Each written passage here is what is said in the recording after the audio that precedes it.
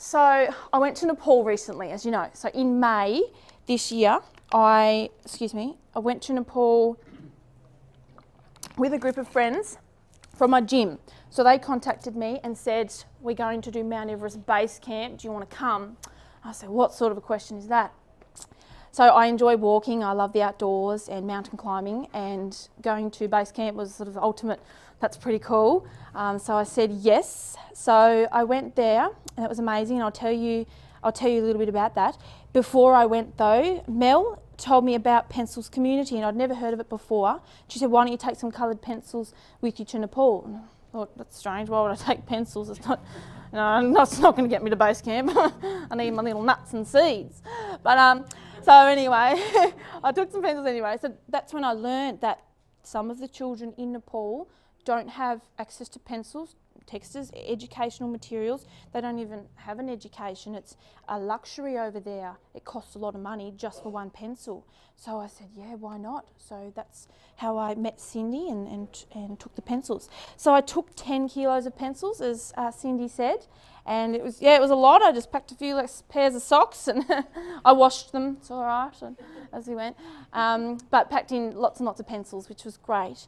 I didn't take the pencils to base camp because obviously in your backpack you've only got so much space, so I put in my supplies and trekking gear.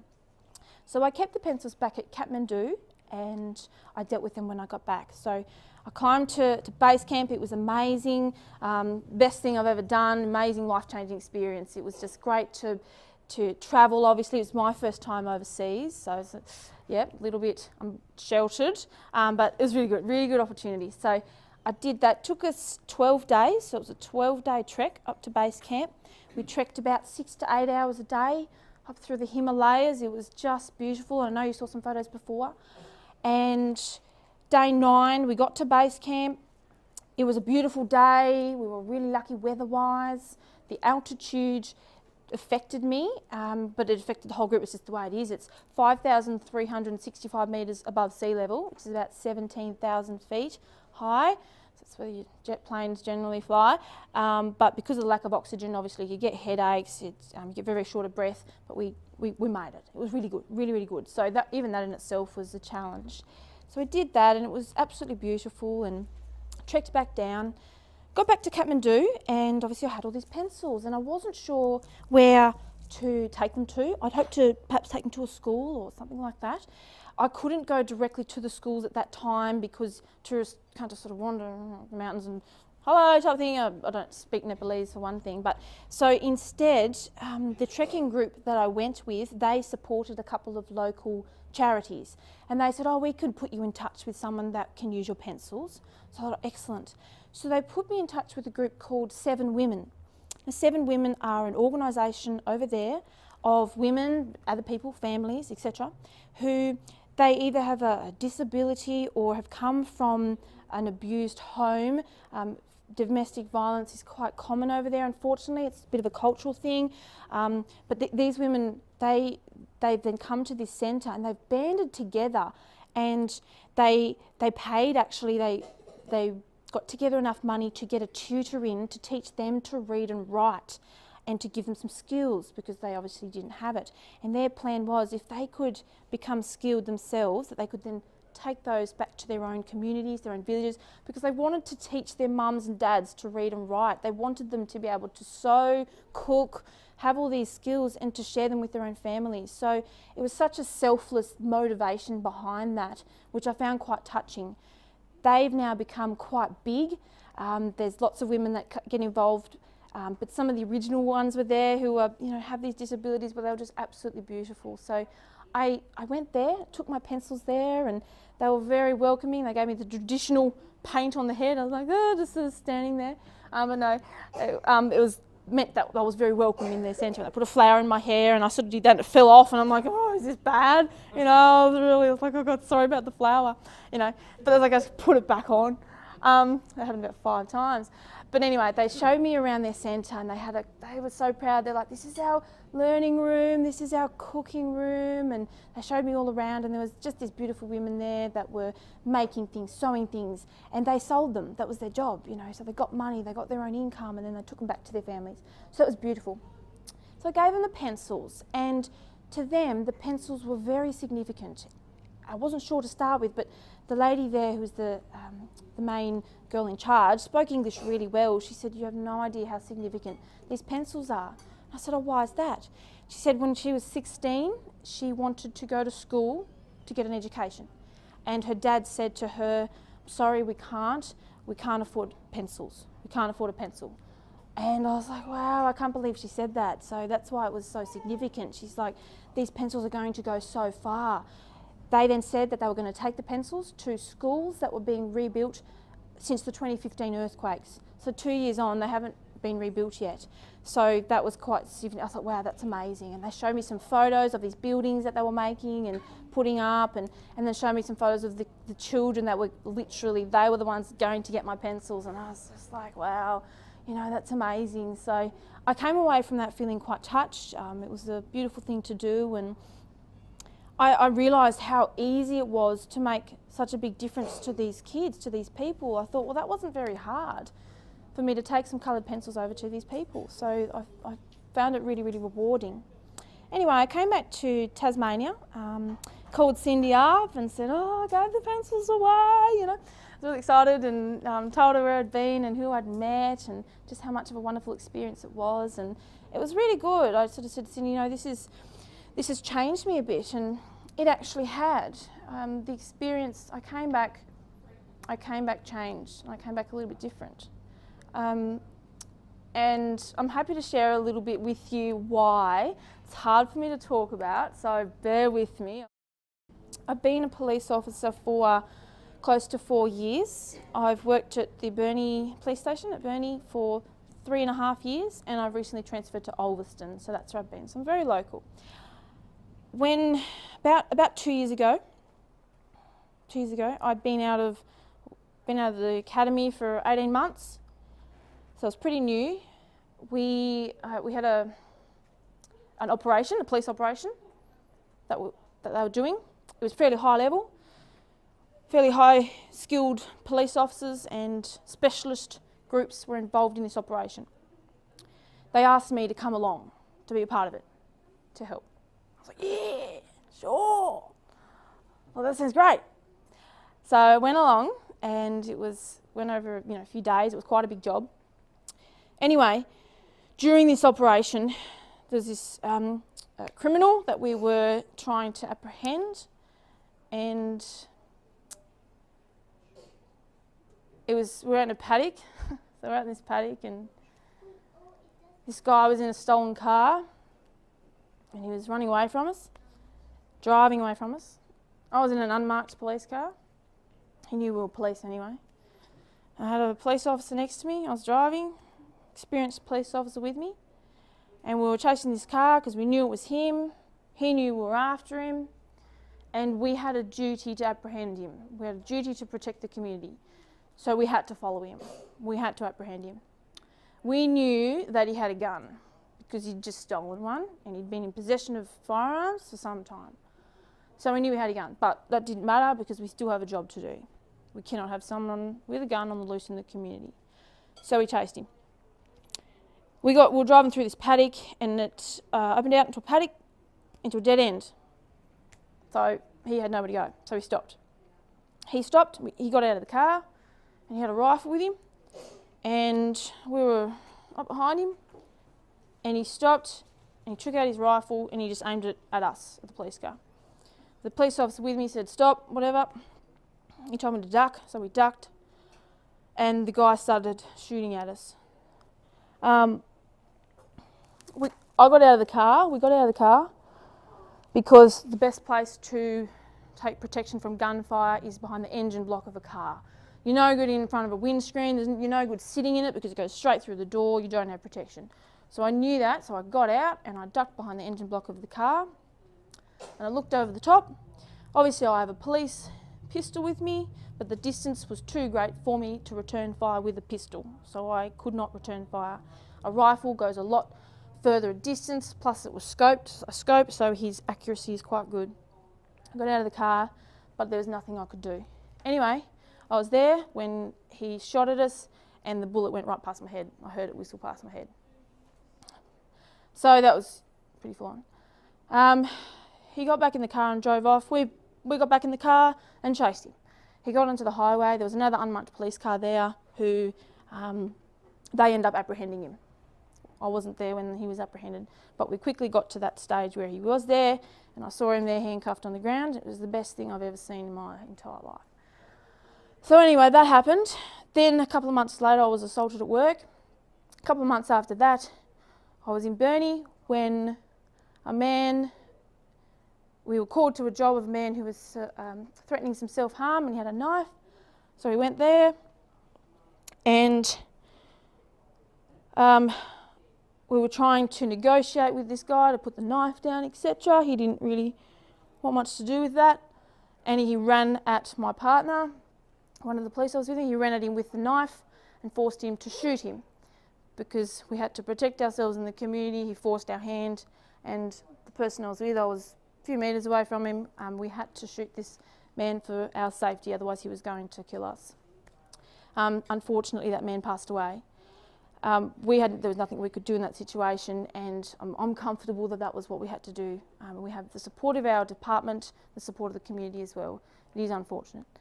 However, that happened in a space of 6 months. So I found that really, really hard to move on from. I was not the same person after that.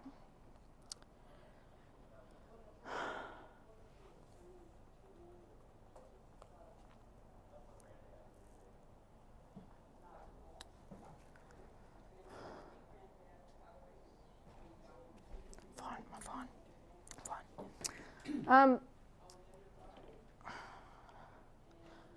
So after that, life was different. It looked very different. Everything was different. And I would have to say that, I went to a place that was really hard, as in, people suffer with depression. And I did for a long time. Because I found it hard, I couldn't forget any of that.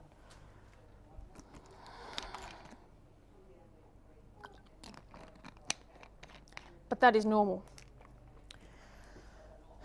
Dealing with something like that is an abnormal thing to have to deal with. So a normal reaction is to struggle with it. If I was okay with it and I woke up and I'm like, yeah, what's next? Let's go pick sunflowers.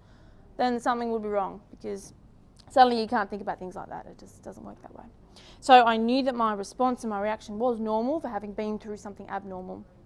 That did not change, however, the way my brain functioned. I couldn't go down the street and every time I saw the same car that this guy was driving in, it just took me back there. So unfortunately, he was driving a pretty common car and there was lots of them on the road. Every time I saw them, I'm like, I'm just going to have to pull over for a while. So little things like that suddenly made a big difference.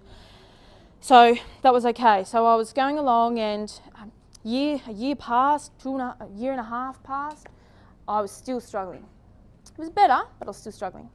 I had some formal counselling and saw a psychologist, and that helped me a great deal. Helped me a lot. Anyway, fast forward, I went to Nepal and I came back, and what do you know? I suddenly discovered a huge change in me. And I know I talked about I was a changed person before. That was in a bad way. I have changed in a good way, a really good way. So the story gets better. So it's amazing. I came back and I suddenly realised that there was something else that I was very passionate about, something that I loved. I love my job. I am passionate about my job. It takes a lot of my energy, my heart. It takes a lot. It takes a lot of me. But I found something that took even more, and that was the people of Nepal. They were just beautiful. There was just something about them. They are really happy people over there. They have so little, but they're so happy. They just always have a smile on their face. They barely speak a word of English, but they just love to see you. They just say hello to you. They show you things. They teach you things. They tell you the Nepalese words for things. They're so hospitable, welcoming, and I got so much out of that. Giving the pencils to these people was also a huge part of it. And it's not a new thing for me to say that when you give something to someone else, you get something back. They get something out of it, but so do you. Whether it's just seeing them happy, you've done something good. You find it rewarding. So for me, giving these pencils to these people, it symbolised that. I thought, that feels really good.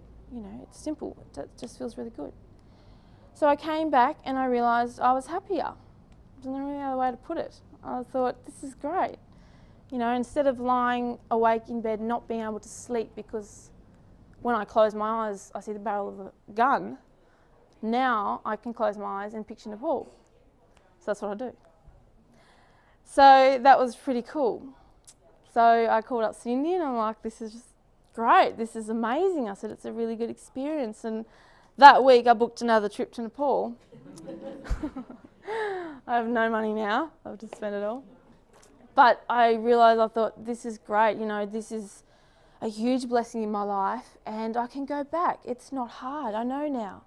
And I said, I want to take more pencils back with me. I want to take pencils with me and I want to go and see these people. I want to meet the children that I gave the pencils to before and see their schools and just be a part of that. Because I realised then that we're so blessed in our country, in our homes and where we live. We have so much to be thankful for, and seeing how little they have over there and how happy they still are is very, very eye-opening. It also makes you appreciate what you have here. It makes you appreciate the good things in your life, the good people in your life and the people that you love. Obviously the jobs that I was involved in also makes life seem very short. It makes life seem like a gift, something that you can't take for granted. And that's a really important lesson as well. So I came out with a new perspective on life. Again, things look different. Instead of walking down the street feeling quite vulnerable or afraid, I walked down the street and thought, isn't it great just to be able to walk down the street? They missed me. He missed me, so yeah. He'll have to work on his shot. Sorry. So anyway, I came back and I said, I'm going back to Nepal and I want to take pencils. And I said, and this time, I don't want to do it just me giving them the pencils. I want other people to know about this. I found something really cool. I found something great that, almost a revelation of if there's things in your life that you're struggling with or that you find hard, or you're in a place of depression, or it doesn't have to, people say depression, it can just be get up and feeling real flat. And because I know days in a row I'd get up and I'd just think, where's my motivation type of thing. We've all been there. It's not just me. You don't have to be a police officer, you don't have to be an emergency service worker to go through things that are hard in life. So what you can do though is you don't have to stay in that place. Yeah, counselling's good, it helps, it plays a role, but there's something that can complement that, and that is finding something that you love. Finding something that you're passionate about, something that makes you happy, something that might take your mind off things that you don't want to think about, something that benefits other people. That is giving of yourself to someone else, sacrificing something because you get even more back, you get double, if not more. That's the key, and I don't know if it just works for me, but I think it can work for a lot of other people as well. It doesn't have to be Nepal, it doesn't have to be going to another country, it doesn't have to involve pencils. It can just be something that you love. It can be really, really simple. If you love gardening, garden. It's okay, it can be anything, it can be absolutely anything.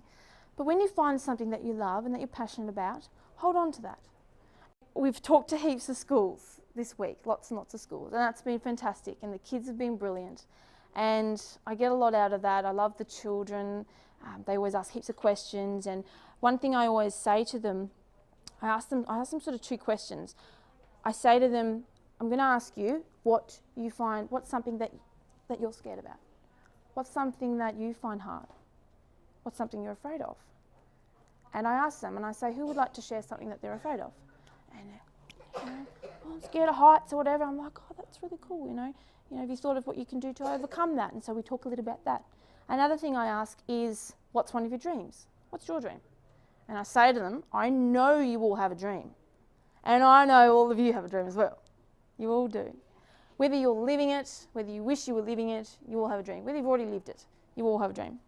And I always encourage these kids, I say, hold on to that dream. Just hold on to it. don't think it's too big. Don't think, oh, that can't happen. If you want to climb to the summit of Mount Everest, then you can do it. I said, you can beat me. I've only been to base camp. You can go to the summit. So, you know, it doesn't matter. There's no dream too big or small. So I always tell the kids that. And that's the message that I'm wanting to get across now. The key message, the theme, is our tagline, courage to thrive. So life's for living. Life isn't for getting up, wishing that things were different, or getting up and thinking, I wish I wasn't alive, or getting up and not knowing what you're going to do, or getting up and not enjoying life. That's not what life's supposed to be like. Life can be so much better. You can thrive in life, not just survive. But in order to thrive, you have to have courage. Because to thrive in life and to get the most out of life, it is not easy. You don't just breeze through, it doesn't just happen, because bad things do happen in life. To thrive in life, you have to have courage. If you have a dream and you want to follow it, that's all well and good. You're going to get some obstacles along the way. It's just going to happen. So you need to have courage to overcome them as you go. And that's what this is about, having courage to thrive. Overcoming things that you find difficult in your life, facing your fears, looking beyond what's immediately in front of you, realising that there's a lot more out there, appreciating what you have in life, and going for it, just going for it. So that's what this next project is about, this current project. I'm going back to Nepal in October. I leave on the 25th, and I come back on the 17th of November. So I'm going for about 3 weeks. I'm taking over pencils with me, and I'm going trekking again to an elevation higher than base camp. It's good, I'm getting there, I'm getting to the top. It's not the top this time, can't peak too early. So I'm going, it's going to be fantastic. So it's going to be awesome, I'm really looking forward to it. And like I said to Cindy, I said, how hard can it be? Other people can be a part of this. I want to share this. I don't want it just to be me. You know, I want to share this joy, this passion. I want other people to be a part of it. Cindy talked about how you can be a part of it. You don't have to, you can come with me if you want, but you know, it doesn't have to be big, it can be small. It can be one pencil. You can go home and be like, well, here's a few pencils I'm not using. You can give it to us and we'll give it to the children over in Nepal. You can, of course, you know, we're fundraising as well. And this time I was hoping to take over some money with me, because Seven Women's Centre are building a cooking school that they can teach their women and people growing up, their kids, to cook. And also tourists that come over, just to engage with them. They can cook together and they're sharing in the culture, and it's all part of the healing process as well. And they're giving all the time as well. And they're just they're just building their cooking centre now, and they don't have the money for the cooking implements, pots and pans and stuff. So I can't take pots and pans over because they're too big and heavy, but I can take some money for them. Taking over Australian dollars, take it over there, exchange it into Nepalese rupees. It's huge, so it's a bit different. So it's just going to be amazing. So for every dollar, it's $100 over there. For every dollar, it's 100 rupees. So the value is, of course, it works out roughly the same, but if you say 100, it sounds like more. So that's what I'm hoping to do this time. So of course, there's lots of different ways you can be involved. So that's what I'm really hoping to do. That's what we've been doing this past week, talking to schools, coming here, and obviously that's what tonight's about as well. So I think I've talked long enough. Thanks for listening. And I'd love to talk to you one-on-one, groups. I'd love to hear from you, to get in touch. I'm not going to ask you to share something you're scared of. It's okay. I'll ask the kids. That's all right. It's all good. So I hope you've got something out of it.